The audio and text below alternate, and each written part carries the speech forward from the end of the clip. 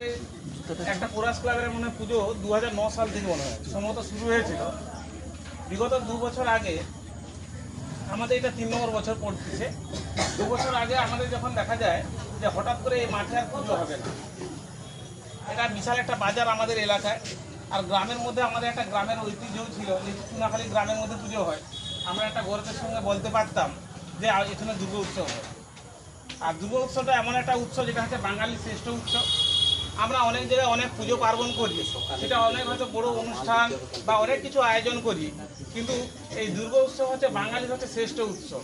এটা এমন একটা উৎসব যেখানে আমরা মানে দল মত নির্বিশেষে ধনী গরিব দরিদ্র যাই থাকুক, আমরা সবাই এই পুজোতে অংশগ্রহণ করি।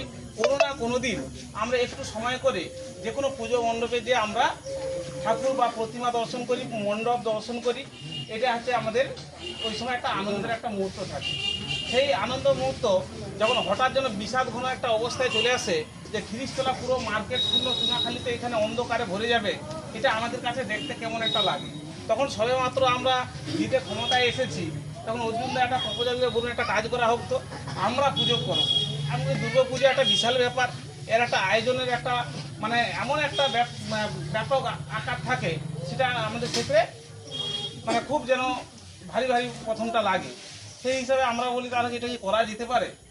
কিছু কিছু মানুষ ভবেশবাবু, অর্জুন দা, আমরা কিছু মানুষকে সংগ্রহ মানে সঙ্গে করে আমরা দেখা পুজোটা করা হোক।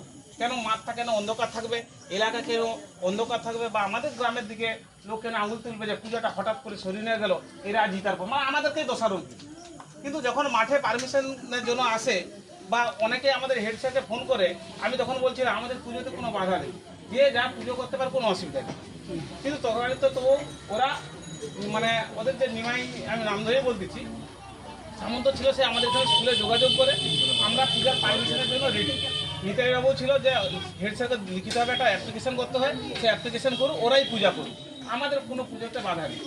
কিন্তু দেখা যায় ওরা পুজো না করে ধীরে ধীরে পুজোটাকে শিফট করে দেয় ওই যে হুলির থানে, অর্থাৎ দলসের একটা অংশে পুজো ওরা শুরু করে।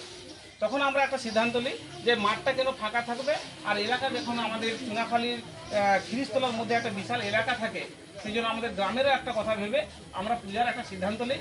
আচ্ছা দেখা যাক, আমরা একটা করে দেখি না হয় কিনা। যাই হোক, সকলের সক্রিয় সহযোগিতায় ক্ষুদ্র ক্ষুদ্র প্রয়াসে আমরা একটা বিগত 2 বছর কাটিয়ে এসেছি। আগের বছর আপনারা জানেন আমরা যে প্রতিমা